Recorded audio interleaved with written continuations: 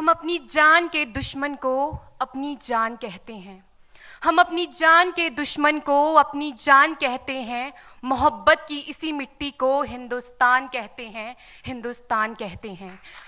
जो दुनिया में सुनाई दे उसे कहते हैं खामोशी, जो आंखों में दिखाई दे उसे तूफान कहते हैं।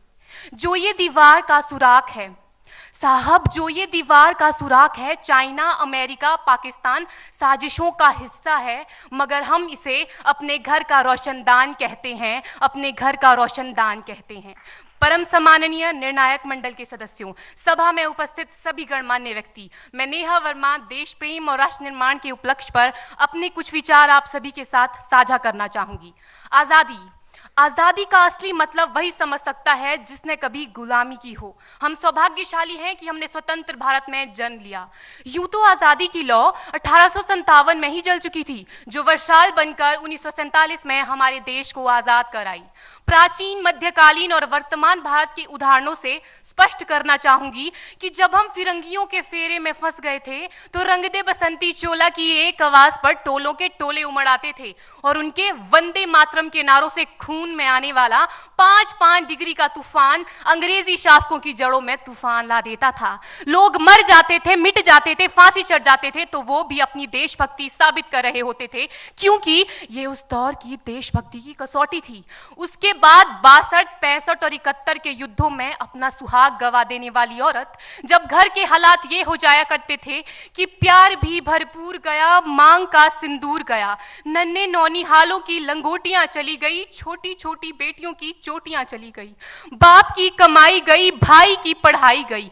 ऐसा एक विस्फोट हुआ, पता ही चला नहीं, पूरे जिस्म की ही कई बोटियां चली गई। और आपके लिए तो एक आदमी मरा है साहब, किंतु मेरे घर की तो रोटियां चली गई, मेरे घर की तो रोटियां चली गई वाले हालात पैदा हो जाने के बावजूद भी एक माँ अपने बेटे को सरहद पर दुश्मनों की धज्जियां उड़ाने के लिए भेज देती थी और उसे पत्र लिखाकर ये भेजा करती थी कि अम्मा ने खत लिखा है बड़े ही चाव से, पुत्र मेरे ना घबरा जाना, 1 इंच भी पीछे ना हटना, चाहे इंच इंच कट जाना, चाहे इंच इंच कट जाना। इस तरह पूरा परिवार अपनी देशभक्ति साबित कर रहा होता था। तब देश बलिदान मांगता था, तब देश लड़ जाने को कहता था, तब देश मर जाने को, मिट जाने को, फांसी चढ़ जाने को कहता था। किंतु आज देश लड़ जाने को नहीं कहता, आज देश मर जाने को, मिट जाने को, फांसी चढ़ जाने को नहीं कहता, बल्कि मेरे विचारों में यदि कोई व्यक्ति अपना काम पूरी ईमानदारी, पूरी मेहनत और पूरी लगन से करे ना, तो वही सबसे बड़ा देशभक्त है।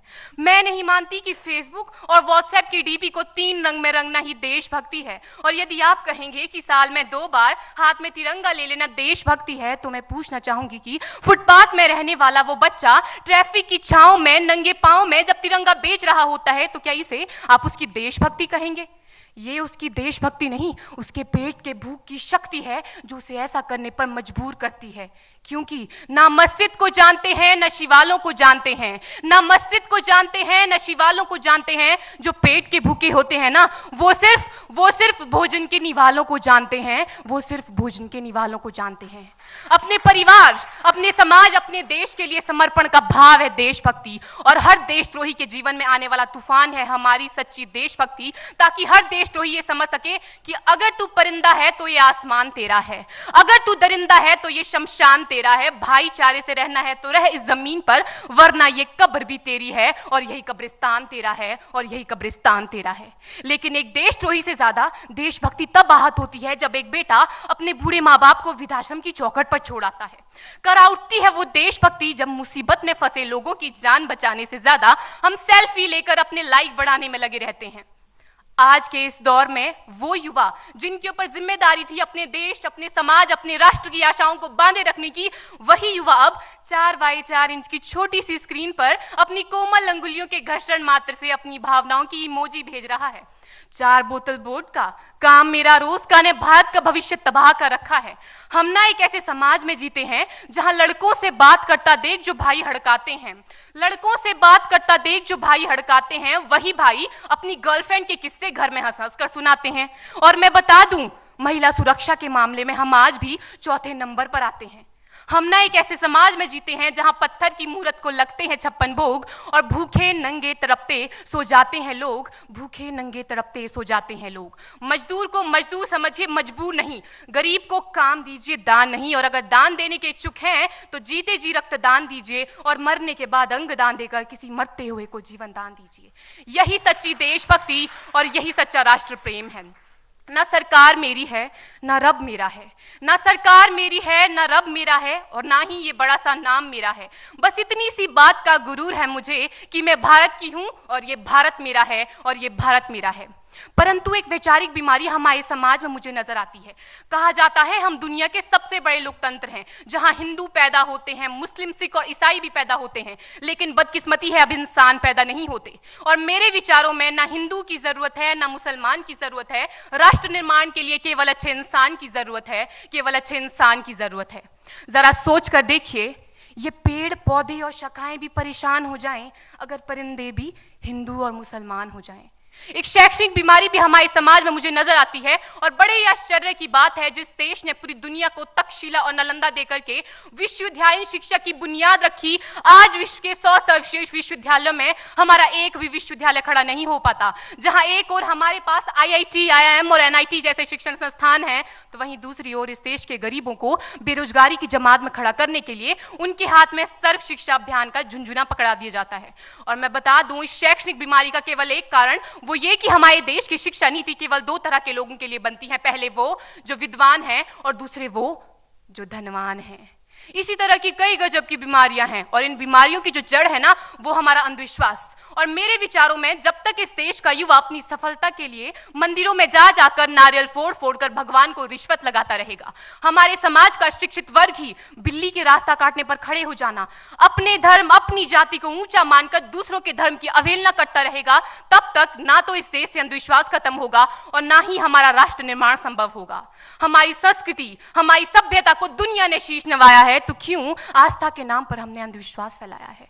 मेरे विचारों में हमारा राष्ट्र निर्माण तब संभव होगा जब इस देश में महिलाओं की पूजा नहीं, उनकी इज्जत की जाएगी। राष्ट्र निर्माण तब संभव होगा जब हम जातिगत आरक्षण नहीं बल्कि सामाजिक सशक्तिकरण पर बात करेंगे।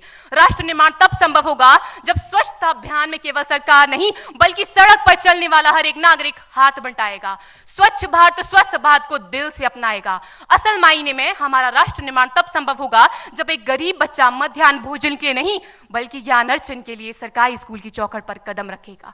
और हमारा राष्ट्र निर्माण तब तक संभव नहीं होगा जब तक एक नागरिक नैतिक रूप से सटीन, चारित्रिक रूप से भ्रष्ट, मानसिक रूप से दिवालिया, धार्मिक रूप से अंधा, राजनीतिक रूप से गंदा, स्वैच्छिक मान मूल्यों के आंकड़ों में जिन्न शिन्न पैपंदमयी अखंड भारत को खंड खंड करता रहेगा, तब तक हमारा राष्ट्र निर्माण संभव नहीं होगा। बड़ी बड़ी बातें नहीं, छोटी छोटी कोशिशें करनी होगी, क्योंकि ठोकर हमें पहाड़ से नहीं पत्थरों से लगा करती है। I being an Indian, I being a student, I being a symbol daughter of this motherland feel proud to be an Indian। और मैं सैल्यूट करना चाहूंगी सरहद पर दिन रात हमारी रक्षा के लिए खड़े हर उस जवान को, इस देश की पुलिस, प्रशासन और किसान को, और इस देश के हर उस व्यक्ति को जो अपना काम पूरी ईमानदारी, पूरी मेहनत और पूरी लगन से करते हैं, जिनके बिना राष्ट्र निर्माण की कल्पना करना भी असंभव सा लगता है। और आज इस मंच पर पूरी जिम्मेदारी के साथ मैं भारत की बेटी ये कहती हूं कि हमारा राष्ट्र निर्माण तब संभव होगा जब हम सभी, मैं, आप, हम सब मिलकर प्रयास करेंगे, क्योंकि हमारे देश की जिम्मेदारी नहीं है हमें आगे ले जाने की, हमारी जिम्मेदारी है अपने देश को आगे ले जाने की, अपने राष्ट्र को आगे ले जाने की, अपने वतन को आगे ले जाने की। तो अंत में मैं बस यही कहना चाहूंगी, मेरा हिंदुस्तान महान था, महान है, महान रहेगा।